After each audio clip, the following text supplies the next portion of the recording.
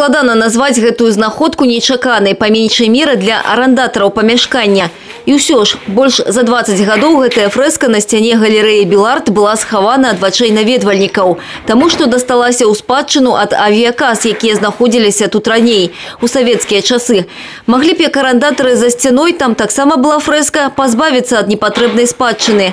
Але так поступить с мастацтвом у гаспадароў галереи рука не поднялася. Но, естественно, мы, художники, не могли эту роспись закрасить или заклеить обоями. Мы сделали фальш-стенку и сегодня вскрыли это. Роспись прекрасно сохранилась.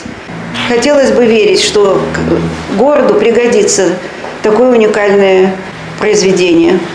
Аўтар работы вядомы брэсцкі мастак Уладзіслаў Кувко. У яго скарбонцы ўзнагарод медаль за заслугі ў выяўленчым мастацтве, тытул «Чалавек года ў культуры», шэраг іншых. Акрамя Брэста яго работы знаходзяцца ў Мінску, Польшчы, Германіі. Ці застанецца гэтае пытанне пакуль адкрытае. Яго вырашэнне залежыць ад жадання наступных гаспадароў памяшкання.